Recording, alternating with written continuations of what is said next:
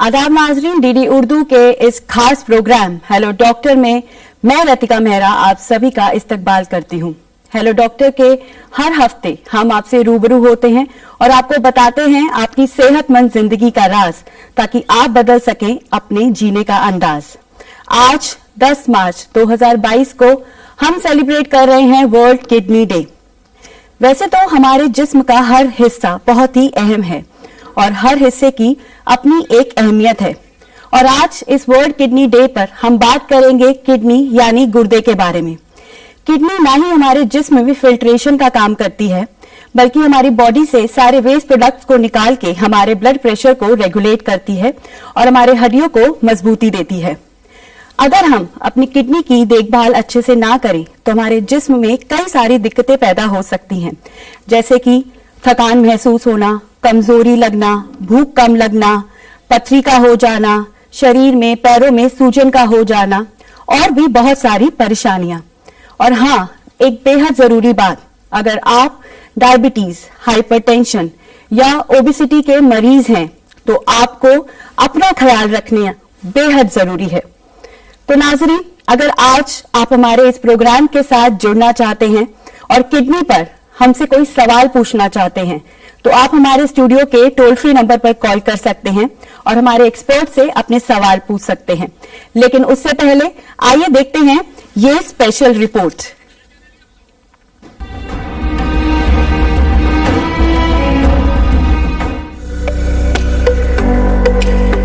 नाजरीन, कुदरत ने इंसान के सर से लेकर पांव तक जिस्म के हर उज़्व के अंदर खासियत रखी है।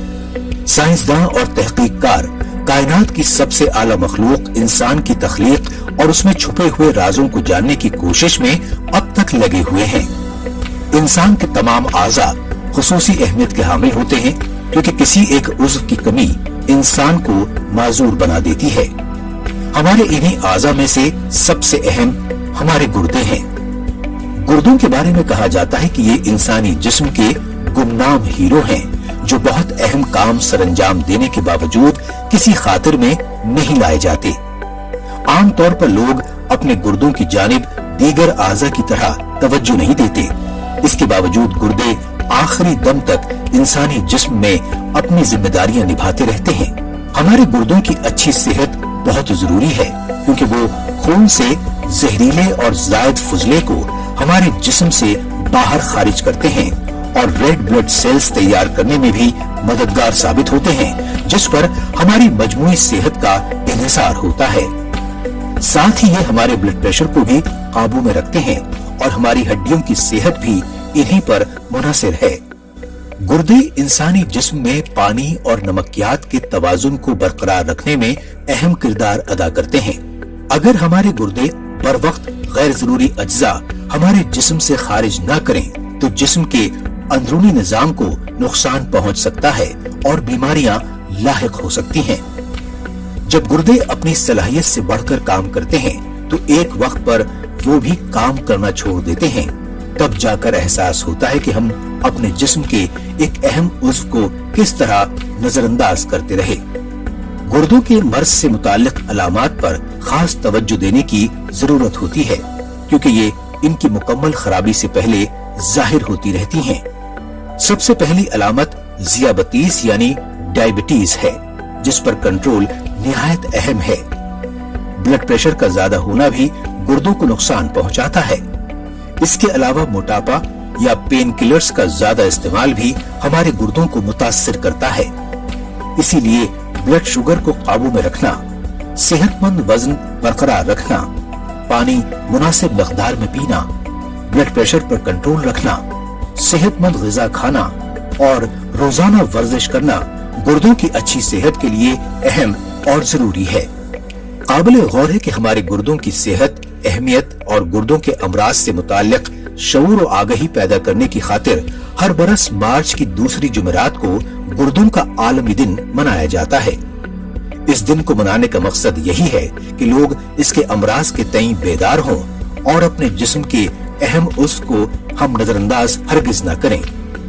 कोई भी अलामत जाहिर होने पर फौरन माहिर डॉक्टर से रुजू करें और वक्त पर इलाज करके सेहतमंद रहें।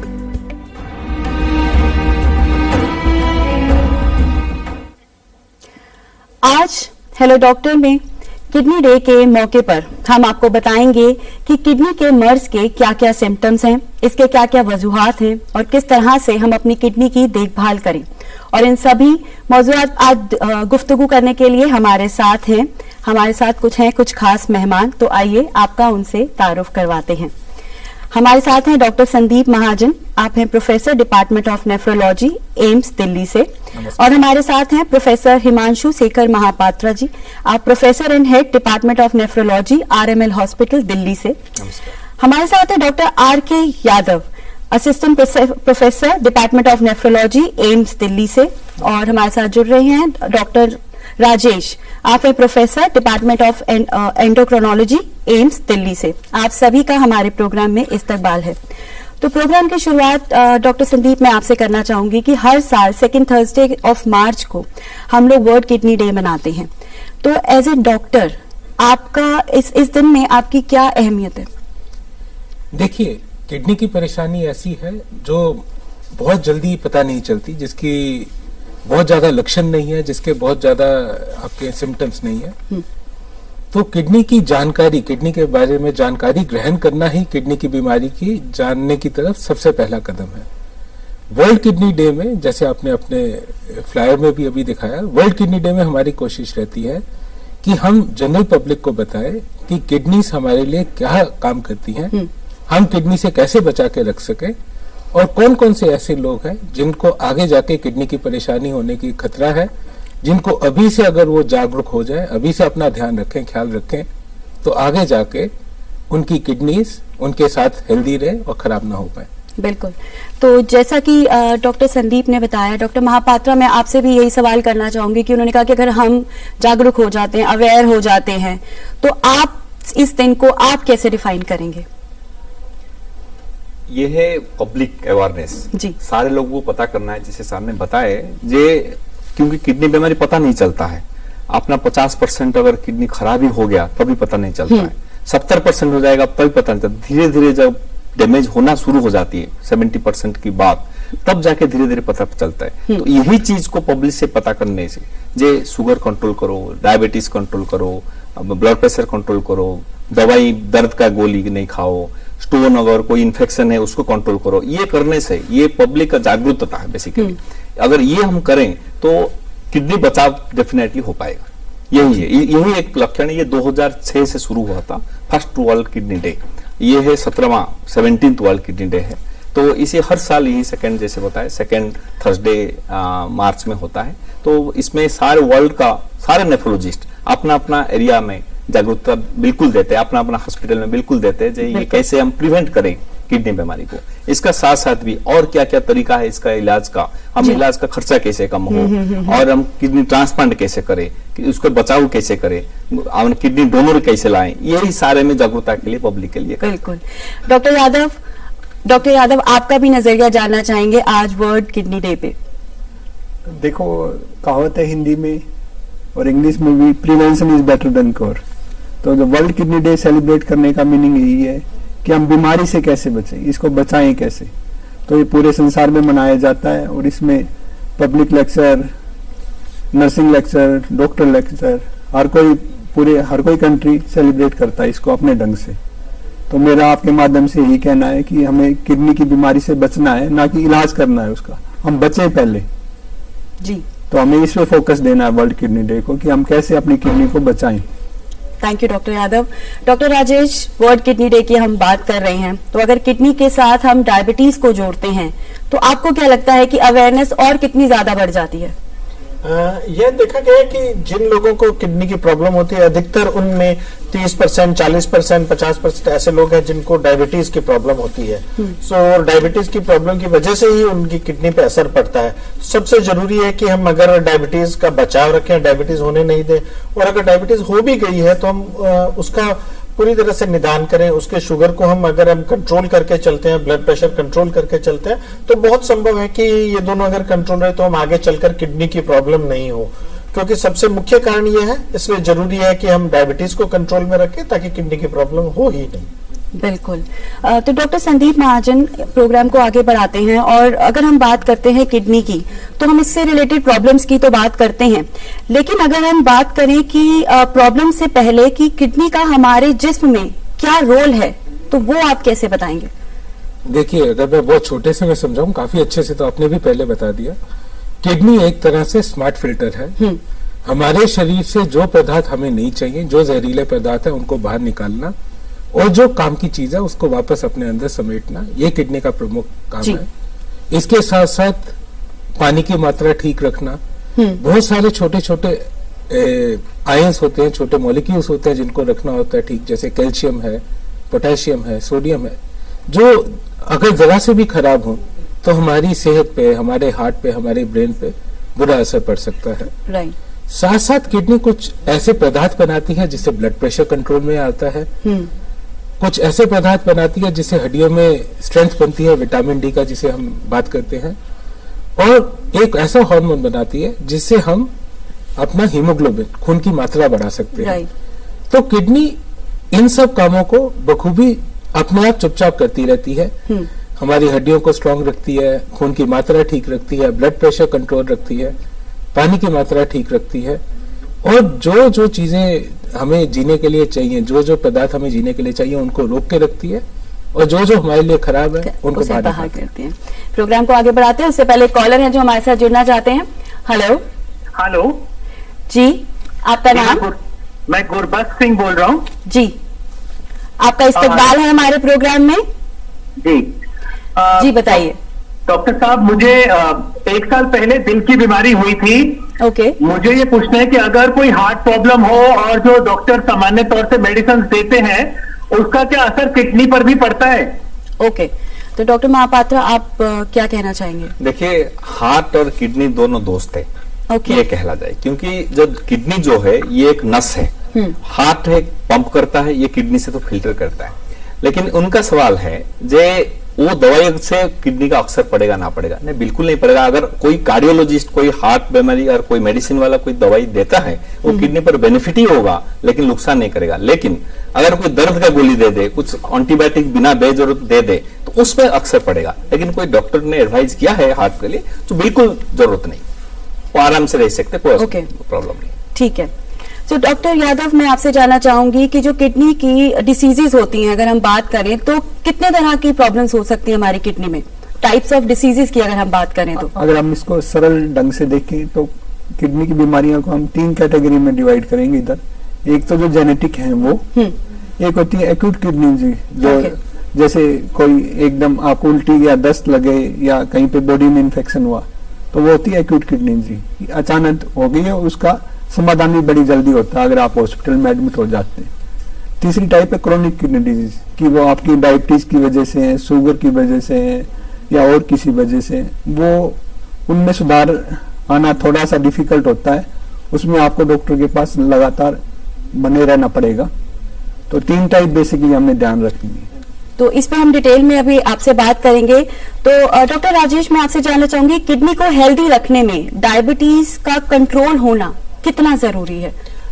ये एक बहुत अच्छा सवाल है और हमें यहाँ समझ लेना जरूरी है कि अगर हम हेल्दी किडनी चाहते हैं तो हमें हमारी शुगर कंट्रोल रखनी पड़ेगी। अगर शुगर बढ़ी हुई रहती है, डायबिटीज कंट्रोल नहीं रहती है, तो उससे किडनी पे बहुत बुरा असर पड़ता है। और शुरू की अवस्था में यह असर पता नहीं चलता है, तभी पता चलेगा जब आप रेगुलर टेस्ट करते रहेंगे। बाद की अवस्था में पता चलता है जब किडनी 70-80% डैमेज हो जाती है, और जो कि हम बात कर रहे हैं कि किडनी फेल्योर हो जाता है। इसलिए उन सभी मरीजों को जिनको डायबिटीज है, उनको यह समझना जरूरी है कि डायबिटीज का पूरा अच्छी तरह से कंट्रोल रखना है, और साथ में ब्लड प्रेशर कंट्रोल भी रहना बहुत जरूरी है। अगर डायबिटीज है तो आप ब्लड प्रेशर और शुगर दोनों कंट्रोल रख लेते हैं, तो आमतौर पर हम मान सकते हैं कि आपकी किडनी काफी हद तक बच सकती है। ओके, एक कॉलर है, उनसे बात कर लेते हैं। हेलो हेलो हेलो, चलिए आगे बढ़ते हैं। तो जैसे कि डॉक्टर राजेश ने बताया कि डायबिटीज जो है हमारी किडनी के लिए बहुत हार्मफुल है, तो इसी तरह से ओबेसिटी और हाइपरटेंशन भी, तो इसको आप कैसे देखते हैं? देखिए, काफी लोग हमसे यही सवाल पूछते हैं कि आजकल किडनी की बीमारी इतनी कॉमन क्यों हो रही है। ये एक समझने वाली बात है कि जो बीमारी पहले इतनी कॉमन नहीं थी, अचानक इतनी कॉमन क्यों हो रही है। इसको चलाने वाली जो पीछे की फोर्सेस, ब्लड प्रेशर, शुगर और हमारी खराब जीवन शैली। राइट। तो ज्यादा वजन होना, नमक ज्यादा खाना, रेगुलर एक्सरसाइज ना कर पाना, शुगर या ब्लड प्रेशर को अच्छा कंट्रोल ना कर पाना, ये लगातार किडनी के ऊपर स्ट्रेस डालते रहते हैं, किडनी के ऊपर दबाव डालते रहते हैं और समय के साथ साथ किडनी का काम कम होने लग जाता है, धीरे धीरे खत्म होने लग जाता है। पहले यूरिन के रास्ते प्रोटीन जाना चालू होगा, फिर किडनी का काम धीरे धीरे कम होते होते, और जिस स्थिति में फिर हम जानते हैं तब तक बहुत देरी हो चुकी होती है। और जैसे हम लगातार बता रहे हैं, तकरीबन 30% 40% किडनी का काम जब बचता है तभी जाके ब्लड टेस्ट और सिम्टम्स के किडनी की दिक्कत पता चलती है। तो एक कॉलर हमारे साथ जुड़ना चाहते हैं। हेलो। हेलो जी, आपका नाम? रामेश्वर जी, अपना सवाल पूछिए और अपनी उम्र बताइए। उम्र है 24 और अपना सवाल पूछिए। सवाल ऐसा है कि अगर अपने को यूरिक एसिड हुआ है तो अपनी क्या किडनी डैमेज हुई नहीं है क्या? तो क्या ये पूरी अच्छा हो सकता है क्या? ओके, डॉक्टर यादव आप इस पे क्या कहेंगे कि अगर आपने बड़ा अच्छा सवाल किया है। बेसिकली यूरिक एसिड है एक एंटीऑक्सीडेंट भी है, कुछ मात्रा में यूरिक एसिड होना बॉडी में जरूरी है, पर अगर इसकी अमाउंट बढ़ जाती है तो ये फिर प्रॉब्लम स्टार्ट कर देता है, जैसे स्मॉल जॉइंट पेन स्टार्ट हो जाता है, गाउट हो जाता है। और यूरिक एसिड है एक रिस्क फैक्टर है ब्लड प्रेशर के लिए। तो दूसरा, यूरिक एसिड से किडनी में स्टोन्स ज्यादा होते हैं, पर हम ये कहें सिर्फ अकेला यूरिक एसिड इतनी प्रॉब्लम क्रिएट कर देगा बॉडी में, ये बड़ा डिफिकल्ट है। अगर आपका यूरिक एसिड ज्यादा है तो सबसे सिंपल और सबसे अच्छा इलाज है कि आप नॉन वेजिटेरियन है तो डाइट में थोड़ा कम कर दें नॉन वेजिटेरियन। ओके, तो आपका ये कहने के कि अपनी डाइट को जो है हम थोड़ा सा कंट्रोल रख के चलें। तो डॉक्टर महापात्रा, मैं आपसे ये जानना चाहूंगी कि जैसे कि अभी डॉक्टर संदीप ने बताया कि जो सिम्टम्स हैं किडनी के खराब होने के वो काफी लेट जाके पता लगते हैं और तब तक बॉडी में काफी सारी किडनी हमारी खराब हो चुकी होती है। तो ये सिम्टम्स इतने लेट क्यों पता लगते हैं हमें, और अगर जब पता लगते हैं तो फिर क्या करना चाहिए हमें इमीडिएट? देखिए, किडनी का जो इसको GFR कहते हैं, ग्लोमेरुलर फिल्ट्रेशन रेट, उसकी इसका 3-5 स्टेजेस होती है। उस स्टेजेस के हिसाब से सिम्टम आएगा। जनरली स्टेज 4 में सिम्टम धीरे धीरे आ जाएगा, एनीमिया होगा, खून का कमी होगा, दर्द होगा, भूख नहीं लगेगा, पेट में सूजन हो जाएगी। लेकिन पहले पेशाब का ज्यादा आ जाएगा। रात को सोते होंगे तो पेशाब अगर एक बार उठता है तो कोई 4 बार उठेगा। तो ये आप स्टेज 4 की बात कर रहे हैं? Early stage. अगर अर्ली स्टेज में रात को पेशाब कोई गया तो ये पता चलेगा कि इसका कुछ ना कुछ किडनी में प्रॉब्लम होना शुरू हो रहा है। अगर उसका पास बीपी है, अगर ब्लड प्रेशर है, शुगर है, तो और भी उसमें देखना चाहिए जी हमारा इसका कुछ ना कुछ किडनी शुरू हो रहा है। लेट स्टेज आ जाएगा, धीरे धीरे उल्टी होगा, सांस फूलेगा, बिल्कुल अच्छा नहीं लगेगा, नींद नहीं लगेगा, तब तो क्रिएटिनिन ज्यादा बढ़ता जाएगा, तो फिर उसमें डायलिसिस वगैरह करते रहेंगे। लेकिन शुरू से जब वो पता चलना पड़ेगा और यूरिन पेशाब का जांच कर लें, क्रिएटिनिन कर लें, ये 2 टेस्ट से एटलीस्ट हम पता चल जाएगा किडनी में प्रॉब्लम है और नहीं। ओके, तो डॉक्टर यादव, अगर हम ये माने कि जो टेस्ट है हमें, तो कितने इंटरवल पे हमें टेस्ट जो है करवाते रहने चाहिए और किस एज में जाके जो है हमें टेस्ट करवाने चाहिए? ये बड़ा अच्छा क्वेश्चन किया है कि जो इंडिया में सबसे बड़ी प्रॉब्लम ये है कि स्क्रीनिंग नहीं है। जब भी आपको डायबिटीज स्टार्ट हुआ है तो मेरा आपके माध्यम से रिक्वेस्ट है, आप अपने किडनी के टेस्ट जरूर करवाएं कि यूरिन में कितना प्रोटीन है जब करवाएं। और आपको ब्लड प्रेशर अचानक स्टार्ट हुआ है तो जब भी आप किडनी के टेस्ट करवाएं। अगर आपकी शुगर पुअर कंट्रोल है, पुराने आप शुगर के मरीज हैं, तो जब भी किडनी के टेस्ट करवाएं। अगर आप ब्लड प्रेशर के मरीज हैं और आपका ब्लड प्रेशर कंट्रोल नहीं हो रहा है, जब आप किडनी के टेस्ट करवाएं। और कभी भी आपको अगर शरीर में अननेसेसरी बॉडी स्वेलिंग हो रहा है या आपको नोजिया हो रहा है, वॉमिटिंग हो रहा है, तो जब किडनी के टेस्ट करवाएं। अगर आपको बिल्कुल हेल्दी हैं और आप 40+ हैं तो एक बार अपना टेस्ट जरूर करवाएं। अगर 50+ हैं तो 2 या 3 साल बाद में अपने टेस्ट करवाएं। पर अगर आपको किडनी की बीमारी स्टार्ट हो गई है और माइल्ड डिजीज है, स्टेज किडनी की स्टेज 5 होती है, अगर स्टेज 1, 2, 3 है तो आप 6 महीने में टेस्ट करवाएं। अगर स्टेज 3 और 4 है, ज्यादा स्टेज है, या स्टेज 5 है, तो फिर आपने हर 3 महीने अपने रूटीन टेस्ट करवाएं। बिल्कुल। तो नाजरीन, जैसे कि डॉक्टर यादव ने कहा कि 40 की उम्र के बाद अपने टेस्ट करवाइए, और लेकिन जो भी अर्ली सिम्टम्स डॉक्टर महापात्रा ने हमें बताए हैं, अगर वो सिम्टम्स अगर आपको अपनी बॉडी में नजर आने लगते हैं तो भी आप जल्द से जल्द टेस्ट करवा के और अपने डॉक्टर की सलाह लीजिए। एक कॉलर है हमारे साथ, जुड़ना चाहते हैं। हेलो हेलो जी, तो डॉक्टर राजेश, अगर मैं आपसे पूछूं, डाइट बहुत इंपॉर्टेंट रोल प्ले करती है डायबिटीज में, तो आप क्या सजेस्ट करते हैं कि किस तरह की डाइट हमें फॉलो करनी चाहिए कि हमें डायबिटीज हो ही ना? अगर हम डाइट की बात करें कि हम डायबिटीज का बचाव कर सकते हैं, तो उसमें सबसे जरूरी केवल डाइट का रोल भी नहीं है, डाइट के साथ साथ हमें फिजिकल एक्टिविटी भी करनी होगी, हमारी दिनचर्या में हमें बदलाव करना होगा। अगर हम बहुत मेहनत का काम हम कर रहे हैं तो हम किसी प्रकार की भी डाइट ले सकते हैं, उसमें मुश्किल नहीं है। लेकिन अगर बहुत मेहनत का काम नहीं है, शारीरिक श्रम नहीं है, तो हमें अपने खाने में फैट का यानी घी, तेल, वसा या बटर, इन सब का इस्तेमाल कम करना पड़ेगा तथा साथ में फिजिकल एक्टिविटी करनी पड़ेगी। तो मेरा सभी से ये अनुरोध है कि अगर आप 40 की एज पार कर चुके हैं तो साल में एक बार अपना टेस्ट जरूर करवाएं डायबिटीज के लिए। और अगर आप बचना चाहते हैं तो रेगुलर फिजिकल एक्टिविटी करते रहें, वॉक करते रहें, आधा घंटा, पौन घंटा, 45 मिनट डेली वॉक करें और साथ में घी, तेल, वसा का प्रयोग कम करें ताकि आगे चल के आपको डायबिटीज नहीं। तो इसमें ये भी कह सकते हैं कि अगर आप हेल्दी हैं, अभी आपको डायबिटीज नहीं है, तो मतलब कुछ भी खाएं लेकिन एक्सरसाइज और योग रेगुलर में करते हैं। बिल्कुल बिल्कुल सही है। अगर आप डाइट कुछ भी ले रहे हैं और आप बहुत अच्छा श्रम कर रहे हैं, आपकी दिनचर्या में फिजिकल एक्टिविटी शामिल है, बहुत परिश्रम कर रहे हैं, तो उस स्थिति में जरूरी नहीं है कि आपको खाने की वजह से कोई प्रॉब्लम होगी, वो खाना आपका पच जाएगा। लेकिन अगर आप फैट खा रहे हैं और शरीर में फैट इकट्ठा हो रही है जो कि खर्च नहीं हो रही, तो जैसे ये फैट इकट्ठा होगी, इससे इंसुलिन काम पूरा नहीं कर पाता है, जिसको हम इंसुलिन रेजिस्टेंस कहते हैं। और जैसे इंसुलिन रेजिस्टेंस बढ़ता है तो उससे डायबिटीज होने का खतरा बढ़ जाता है। तो हमें हमारी दिनचर्या को भी अच्छा रखना होगा, रेगुलर हमें परिश्रम करना होगा, चलना फिरना पड़ेगा और उसके साथ साथ में खाने में भी कंट्रोल करना होगा ताकि हम डायबिटीज से बच सके। और मैं यहाँ भी बताना चाहूंगा, कई बार जैसे ऐसा होता है कि घर में पिताजी को डायबिटीज है, माताजी को डायबिटीज है या भाई को डायबिटीज है, तो लोग ये मान के चलते हैं कि हमको डायबिटीज होनी ही है। ऐसा बिल्कुल नहीं है। अगर आप श्रम करते हैं, अगर आप अपनी दिनचर्या को कंट्रोल में रखते हैं, तो आप डायबिटीज से बिल्कुल बच सकते हैं। तो अगर हमारे पेरेंट डायबिटिक हैं, अगर हिस्ट्री डायबिटिक है, तो ये जरूरी नहीं है कि हमें भी हो। अगर हम अच्छे से अपना लाइफस्टाइल को ध्यान में रख के चलते हैं तो हम इससे बच सकते हैं। हाँ जी, बिल्कुल बिल्कुल बिल्कुल। Thank you so much doctor Rajesh. Doctor Mahajan, कहते हैं कि सूजन जो होता है, पैरों में सूजन, एक अलार्म होता है कि आपकी शायद किडनी में कोई प्रॉब्लम आ रही है।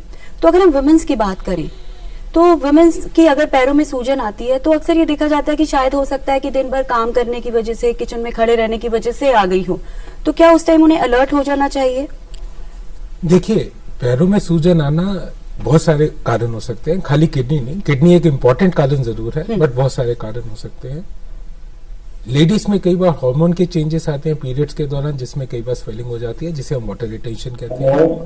कई दवाइयां ऐसी हैं। एक कॉलर हमारे साथ जुड़ रहे हैं। हेलो जी। कई दवाइयां ऐसी हैं जो खासकर ब्लड प्रेशर की दवाइयां हैं जो अपने आप में सूजन कर सकती हैं। बट ये एक अलार्म साइन जरूर है कि आपको अपनी जांच जरूर करा लेनी चाहिए। किडनी की हेल्थ के बारे में जानने के बड़े सिंपल से 2 टेस्ट है जो हम सब बार बार बता रहे हैं। पेशाब में एल्ब्यूमिन या प्रोटीन की मात्रा जांच करना और एक सिंपल सा ब्लड टेस्ट कराना, जो सब डिस्पेंसरी, सब अस्पतालों में आसानी से अवेलेबल है। जागरूकता ही सबसे पहला कदम है किडनी की हेल्थ के लिए। तो कोई भी ऐसा सिम्टम आए, जैसे मैंने कहा, खाली एक कारण नहीं, बहुत सारे कारण हैं और ज्यादा से कारण बहुत सीरियस नहीं है। राइट। तो लेकिन जो सीरियस कारण है पहले उसको तो जानना बहुत जरूरी है। तो इसलिए पहले अपनी जांच जरूर करवाए, कॉन्फिडेंट हो जाए आपको ये परेशानी नहीं है। और फिर खाने में नमक कम रखना, बीच बीच में पाँव ऊपर उठा के रखना।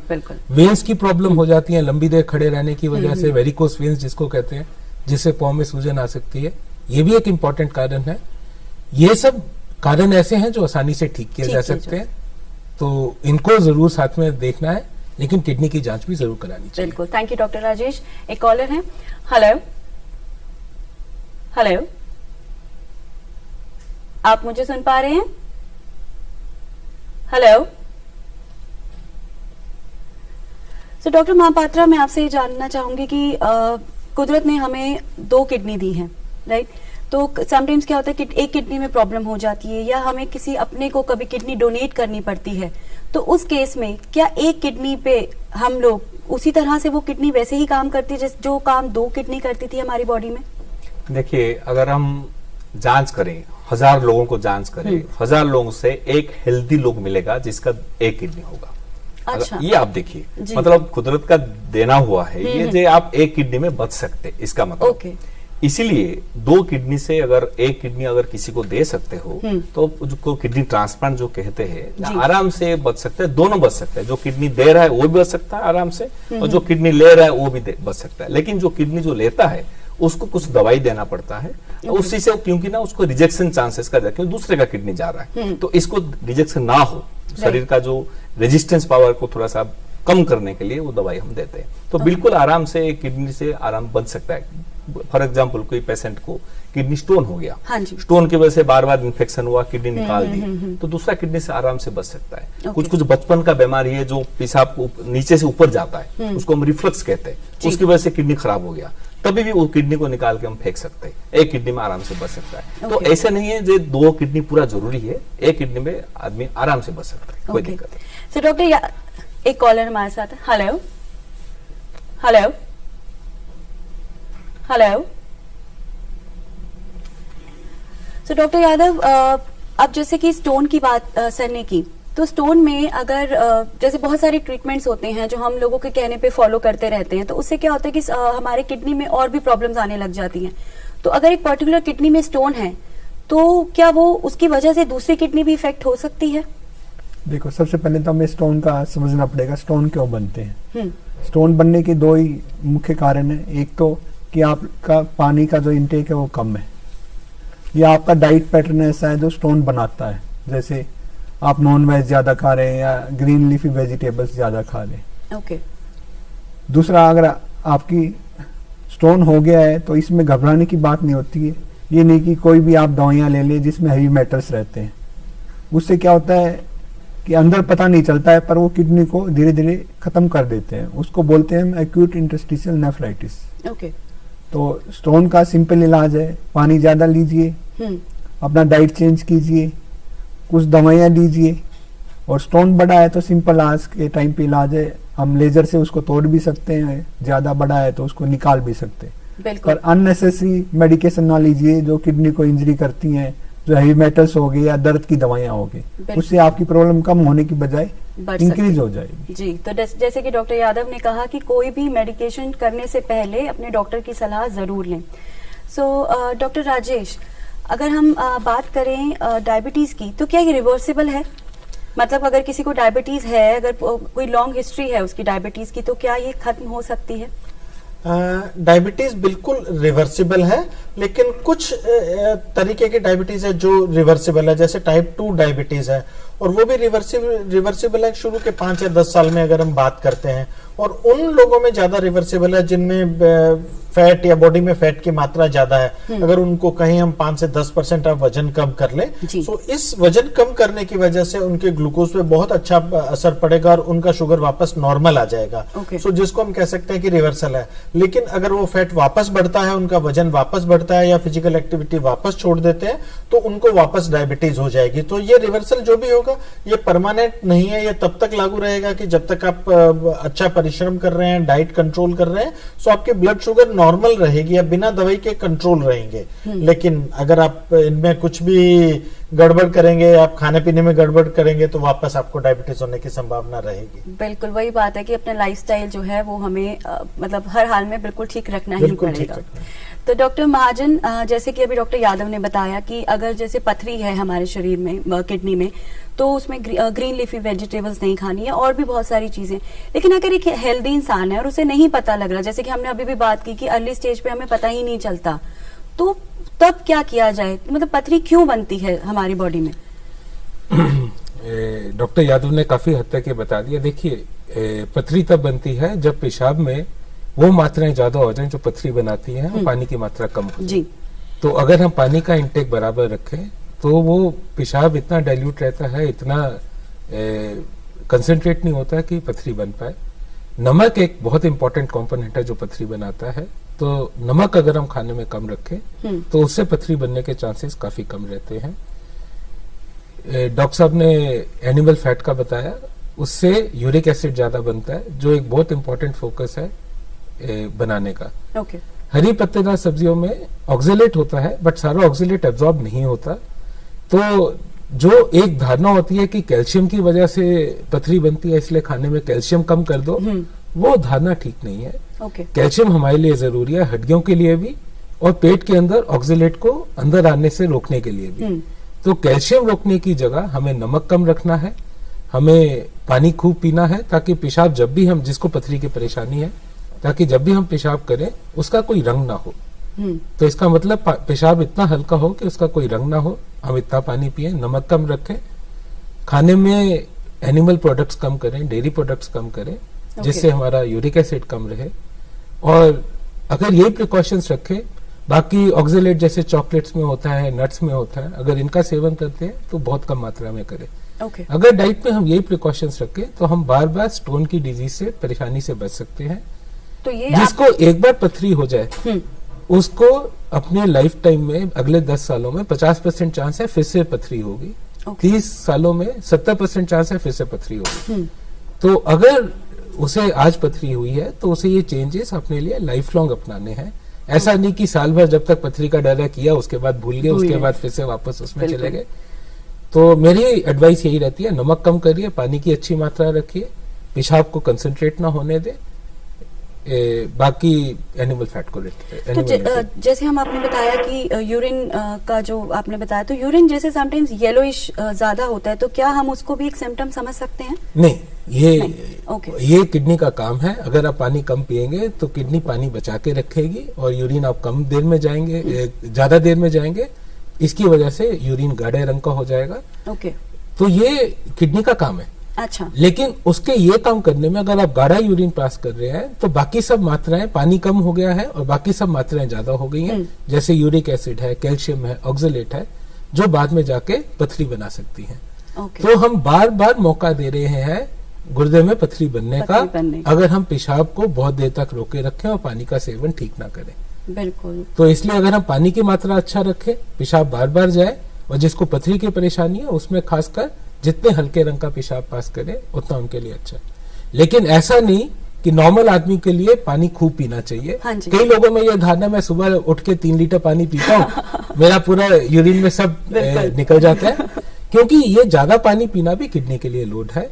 जितना, जैसे हमें भूख जब लगती है, जितनी भूख लगती है हम उतना ही खाना खाते हैं। पानी का भी यही हिसाब है, जितनी हमें प्यास लगे हमें उतना ही पानी पीना चाहिए। प्यासा रहना भूखे रहने से ज्यादा मुश्किल है।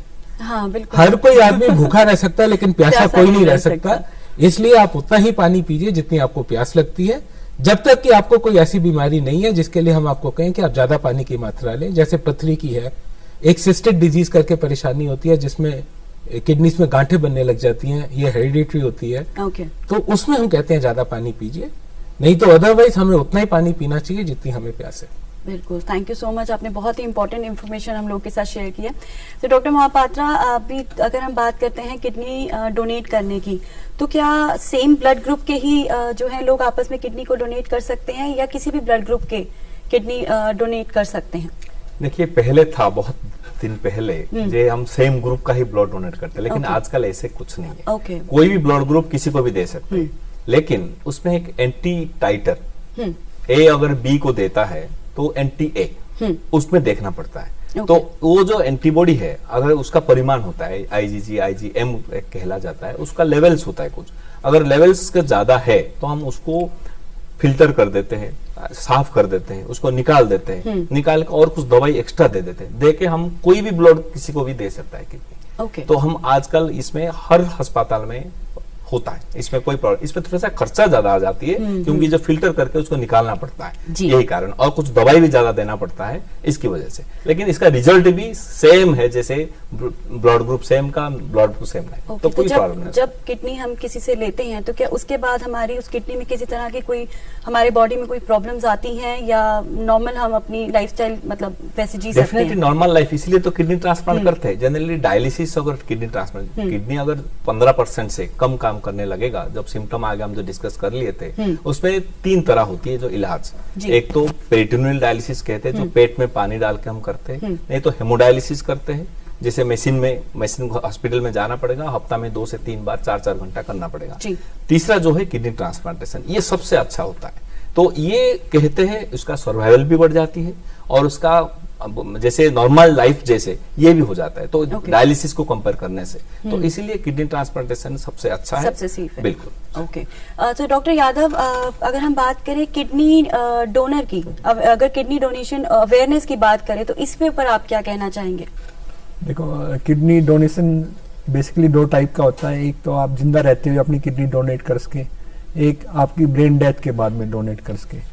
तो बड़ा ही इंडिया में अनफॉर्चुनेट है कि जो हमारी फीमेल्स डोनर हैं, माता हो या बहन हो या वाइफ हो, वही ज़्यादा आगे बढ़े हुए हैं। पर मेरा आपके माध्यम से कहने का है कि जो भी अपनी किडनी डोनेट करता है उस इंडिविजुअल की पहले बहुत अच्छी तरह जांच होती है और वो कम्प्लीटली फिट होता है तो ही किडनी उसको निकाली जाती है। और अब तक के जितने रिजल्ट्स आए हैं वो कंपेयर करते हैं तो जिसने अपनी किडनी डोनेट की हुई है, अगर नॉर्मल आदमी से कंपैरिजन करते हैं तो उसकी उम्र 5 साल बढ़ जाती है। ये बढ़ने का रीजन ये है कि वो अवेयर हो जाता है कि मुझे अपने आप को कैसे फिट रखना है।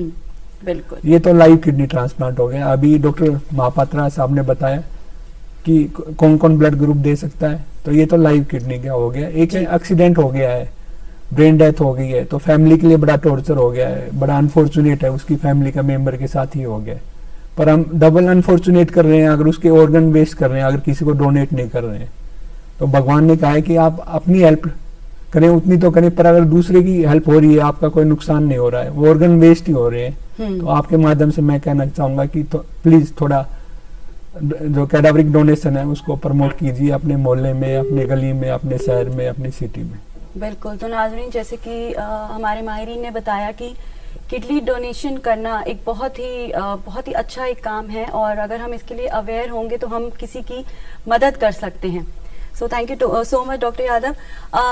डॉक्टर राजेश, आपसे ये जानना चाहूंगी कि डायबिटीज और किडनी की जिन्हें प्रॉब्लम है, क्या उनके लिए कोई ट्रीटमेंट्स आई हैं क्या?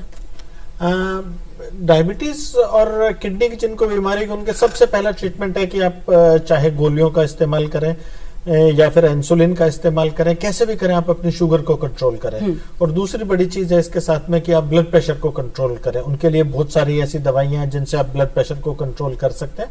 अगर हम इन 2 चीजों का बचाव रखते हैं तो हम कह सकते हैं कि डायबिटीज में किडनी की डिजीज होने के बावजूद भी हम किडनी का अच्छा ख्याल रखते हैं। अभी कुछ सालों से एक ऐसी दवाई आई है जो उन पेशेंट्स को भी हम दे सकते हैं जो शुगर को भी कंट्रोल करती है और किडनी की बचाव में भी काफी काम आती है। और यह दवाई बहुत महंगी भी नहीं है, लेकिन इस दवाई को लेने के लिए जरूरत है कि आप अपने नेफ्रोलॉजिस्ट के पास जाएं या डायबिटीज के डॉक्टर के पास जाएं, वो चेक करके कि आपकी किडनी कितनी अफेक्टेड है। अगर किडनी बहुत ज्यादा अफेक्टेड है, GFR 30 से कम है, तो हो सकता है गोली आपके लिए बहुत सेफ नहीं हो। लेकिन जी, आपका नाम? हेलो। पानी की मात्रा क्या होनी चाहिए? पानी की मात्रा, आपका नाम जान सकती हूँ? हाँ, कितना? अच्छा, कश्मीर से बोल रहा हूँ, कश्मीर से। जी, ये जानना चाहते कि पानी की। हाँ जी, मैं आपको सुन पा रही हूँ, मैं आपका सवाल ही ले रही हूँ। कितना पानी? जी, गुलाम मेरी। अच्छा, गुलाम जी जानना चाहते हैं डॉक्टर यादव की पानी की मात्रा कितनी होनी चाहिए? अभी कितना पानी पीना चाहिए? अभी डॉक्टर माजन साहब ने बताया कि पानी हमें उतना पीनी चाहिए जितनी प्यास लगे और हमारा यूरिन का कलर बिल्कुल पानी जैसा होना चाहिए। तो अगर हम इंडिया की कंडीशन देखें तो यहाँ पे 2.5 से 3 लीटर पानी तक आराम से पिए, क्योंकि थोड़ा हॉट एंड ह्यूमिड होता है। जहाँ बिल्कुल कोल्ड कंट्री है वहाँ 1 से 1.5 लीटर में भी काम चल जाएगा। तो अगर आपका टेम्परेचर गर्म है तो पानी की मात्रा बढ़ाएं। आपका यूरिन पीले रंग का नहीं होना चाहिए, यूरिन सफेद रंग का होना चाहिए, इतनी मात्रा लेना है आपने पानी का। तो गुलाम जी, जैसे कि डॉक्टर महाजन ने भी अभी बताया था कि पानी उतना ही पिए जितना कि हमारी बॉडी को जरूरत है। तो पानी की मात्रा जरूरी नहीं है कि आप बहुत ज्यादा ही लेते रहें कि हाँ मुझे कंटिन्यू पानी पीते ही रहना, और ऐसा भी नहीं है कि आप पानी ना पिए। तो एक मात्रा में, एक लिमिटेड उसमें आप पानी का सेवन करते रहिए। जी, तो हम बात कर रहे थे डॉक्टर यादव, आप सेकेंड टाइप ऑफ डोनेशन की बात कर रहे थे कि जिनकी एक्सीडेंट्स हो जाते हैं। जी, तो अगर उनका ब्रेन डेड नहीं होता तो वो डोनेट कर सकते हैं किडनी को। जी जी, राइट। अगर हम अमेरिका या जो डेवलप्ड वर्ल्ड है, यूरोप है, तो वहाँ देखेंगे वहाँ एक्सीडेंटल डेथ के बाद में डोनेशन बड़ा कॉमन है। जी जी। जितना अपना रिवर्स है, जितना हम लाइव इंडिया में 90%, तो वहाँ पे कैडावरिक 90% है, 10% लाइव है। पर अगर हम इंडिया में कंपैरिजन करें नॉर्थ और साउथ में, तो हमारी नॉर्थ में अवेयरनेस मैं इस मामले में मानता हूँ बहुत पीछे है। ओके। साउथ में हमारा कैडावरिक प्रोग्राम बहुत अच्छा है। So thank you doctor Yadav. Doctor Mahajan, अगर हम डायलिसिस की बात करते हैं तो डायलिसिस किस स्टेज पे हमें करवानी चाहिए? देखिए, ज्यादातर अगर किडनी का काम 8 या 10% रह गया है तो तब शरीर में इतनी टॉक्सिन्स, इतने जहर इकट्ठे होने लग जाते हैं कि हम हेल्दी नहीं रह सकते, और ये समय है जब हमें डायलिसिस चालू करनी चाहिए। कई मरीज ऐसे हैं जिनको किडनी के साथ हार्ट की परेशानी भी है या डायबिटीज के चलते और ऑर्गन्स भी इन्वॉल्व हैं, तो उनमें सिम्टम्स जल्दी आ जाते हैं। बार बार फेफड़ों में पानी भरने लग जाता है, सांस फूलने लग जाता है, पैरों में सूजन आ जाती है। तो उन केसेस में हमें डायलिसिस कई बार जल्दी भी चालू करनी पड़ती है, जब किडनी 10% काम कर रही है। जो यंग लोग हैं वो कम किडनी का काम ज्यादा अच्छे से टॉलरेट कर सकते हैं, जबकि कंपेयर करें उनसे जो बुजुर्ग हैं जिनमें टॉलरेंस कम होती है। तो एक ऐसी कोई पर्टिकुलर मात्रा नहीं है या एक पर्टिकुलर लेवल नहीं है कि इसके बाद हाँ हमें डायलिसिस करनी ही है। ये आप समझिए व्यक्ति के साथ मरीज के ऊपर डिपेंड करता है कि डॉक्टर कब उसे डिसीजन दे डायलिसिस स्टार्ट करने का। ये देखने के लिए है कि उसको सिम्टम्स क्या हैं, उसको और परेशानियां क्या हैं और क्या दिक्कतें आ रही हैं इसकी वजह से। तो डायलिसिस की जरूरत क्रॉनिक किडनी डिजीज या जब किडनी जैसे डॉक्टर साहब ने बताया खराब हो गई हैं और वापसी ठीक नहीं हो सकती, तो डायलिसिस की जरूरत हम तब स्टार्ट करते हैं जब हमें सिम्टम्स आ गए हैं। और फिर एक बार अगर इस स्थिति में हम डायलिसिस स्टार्ट करें तो मरीज को आगे डायलिसिस या ट्रांसप्लांट का ही सहारा लेना पड़ता है। और डायलिसिस में जैसे डॉक्टर हिमांशु ने बताया 2 प्रणालियां हैं। घर पे आप पेट की डायलिसिस कर सकते हैं या अस्पताल जाके सप्ताह में 2 बार या 3 बार खून की डायलिसिस भी करवा सकते हैं। तो ये डायलिसिस, अगर कोई डायलिसिस पे अगर मरीज आ जाते हैं तो उन्हें ताउम्र डायलिसिस की जरूरत मैंने पड़ती है? यही समझाने की कोशिश की। 2 किस्म की बीमारियां हैं। एक तो होता है एक्यूट किडनी इंजरी कि किडनी का काम एकदम किसी वजह से कम हो गया और अगर हम उस चीज को ठीक करते हैं तो किडनी का काम वापस आ जाएगा। तो हमारे हॉस्पिटल में बहुत सारे ऐसे मरीज होते हैं जो इस बीमारी के साथ हमारे पास आते हैं, कुछ समय हमारे पास डायलिसिस में रहते हैं, उसके बाद बिल्कुल ठीक होकर घर जाते हैं। जी बिल्कुल। तो ऐसा नहीं कि डायलिसिस ने किडनी को ठीक कर दिया या डायलिसिस ने किडनी को खराब कर दिया। डायलिसिस सिर्फ वो काम कर रहा है जो इस समय किडनी नहीं कर पा रही। राइट। तो डायलिसिस की प्रणाली ना किडनी को ठीक करती है ना खराब करती है। अगर आपकी किडनी पूरी तरह से खराब हो चुकी है और वापस ठीक नहीं हो सकती तो एक बार आप डायलिसिस पे आ गए तो आप डायलिसिस पे ही रहेंगे। तो डॉक्टर महाजन, मैं चाहूंगी कि चलते जो लोग जिन्हें डॉक्टर ने सलाह दी है डायलिसिस कराने की और जिनके मन में डर है डायलिसिस को लेके, आप उन्हें क्या मैसेज देना चाहेंगे? देखिए, कोई भी इलाज बीमारी से बुरा नहीं होता। अगर हम आपको कोई इलाज का बता रहे हैं तो हम आपके फायदे के लिए ही बता रहे हैं। जिस स्थिति में आज आप हैं, इलाज के बाद आप उससे बहुत बेहतर स्थिति में होंगे। हमारे देश में, विश्व भर में सैकड़ों ऐसे मरीज हैं जो डायलिसिस पे बहुत सालों से चल रहे हैं और ना ही जीवित हैं, बट अपना कामकाज पूरा कर रहे हैं, अपने सोसाइटी के काम पूरे कर रहे हैं और कामकाजी भी चल भी रहे हैं। तो डायलिसिस अपने आप में एक बहुत अच्छी प्रणाली है। एक तरह से आप समझिए करिश्मा है जी। मॉडर्न साइंस का करिश्मा है कि किडनी खराब होने के बाद भी आप जीवित रह सकते हैं और पूरा काम कर सकते हैं। Thank you so much doctor Mahajan. Doctor Mahapatra, मैं आपसे जानना चाहूंगी कि ट्रांसप्लांट के जो मरीज हैं उनको आप क्या मैसेज देना चाहेंगे? देखिए, ट्रांसप्लांट को मरीज से पहले मैं पब्लिक को ये मैसेज देना चाहूंगा, जिसका भी भगवान ना करे कोई आईसीयू में ना हो, ब्रेन डेड ना हो, अगर कोई है तो आगे आए, उससे रिश्तेदार आगे आए, डॉक्टर्स को बोले मैं अपना मरीज को अंगदान देना चाहता हूँ। अंगदान है जीवन दान। अगर एक मरीज, एक कोई ब्रेन डेड है वो 8 मरीज को जिंदा कर सकता है। एक हार्ट, लीवर, किडनी, इंटेस्टाइन, ऐसे ऐसे और भी कुछ टिश्यू भी होता है जो हम जीवन दान दे सकते हैं। तो इसलिए मेरा मैसेज ये होगा, जे पब्लिक जागरूक हो। आईसीयू में कोई पेशेंट ऐसे ब्रेन डेड कोई डिक्लेयर कर दिया डॉक्टर ने, वो डॉक्टर को बोले मेरा अपना मरीज का अंग लेके दूसरा डॉक्टर को दे, दूसरा पेशेंट को दे दो। यही मेरा message. Thank you so much. Doctor Yadav, आप किडनी की प्रिवेंशन में किस तरह की मैसेज देना चाहेंगे? मैं आपके माध्यम से बोलना चाहूंगा, prevention is better than cure. जी। तो किडनी की बीमारी ना होने दें, किडनी के डॉक्टरों को अपने से दूर रखें, ओवर द काउंटर दर्द की दवाइयां ना लें, कोई देसी दवाइयां ना लें, कोई हर्बल ना लें। एक सबसे बड़ा इंपॉर्टेंट आजकल के बच्चों में आया हुआ है कि हम जिम में अच्छी बॉडी बनाएंगे प्लीज प्रोटीन पाउडर मत लीजिए। बहुत अच्छा मैसेज आपने दिया। डॉक्टर राजेश, डायबिटिक के ऊपर आप किस तरह की प्रिवेंशन और क्या मैसेज देना चाहेंगे? किडनी को स्वस्थ रखने के लिए जरूरी है कि आप अपनी डायबिटीज को एकदम कंट्रोल में रखें, या डायबिटीज होने ही नहीं दे।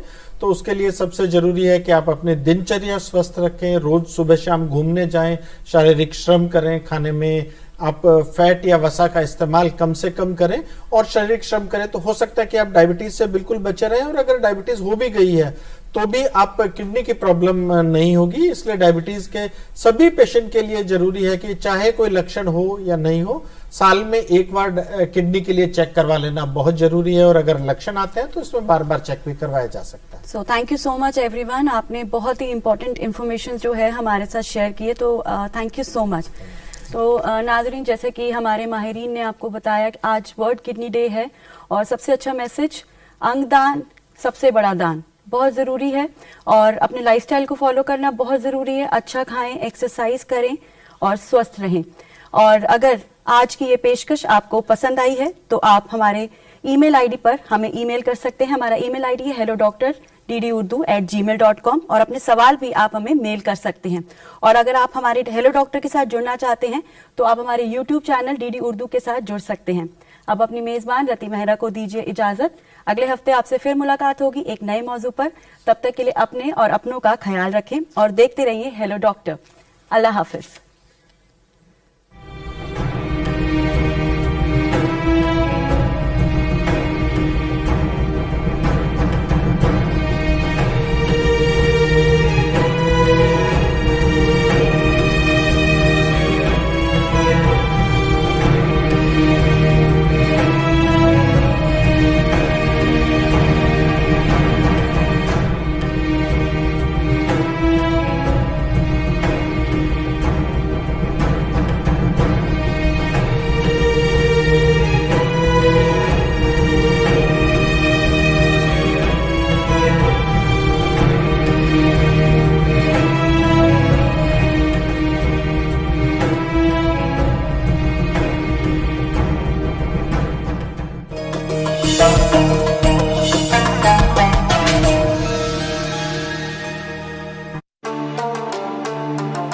नौजवान ग्लोबल स्टडीज या इंटरनेशनल रिलेशन के बारे में जानना चाहे तो आप क्या कहेंगे?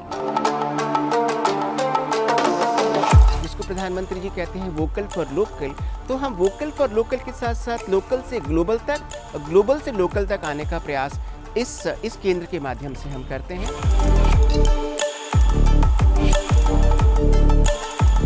एक ऐसा मंच प्रदान करता है जिससे कि वह न केवल अपने रोजगार को आगे ले जा सकते हैं, बल्कि नवाचार के रूप में भी, रिसर्च और इनोवेशंस के रूप में बहुत अहम भूमिका निभा सकते हैं। इस हफ्ते बात होगी ग्लोबल स्टडीज की। प्रोग्राम रोजगार से कामयाबी तक इस शनिचर रात 9:30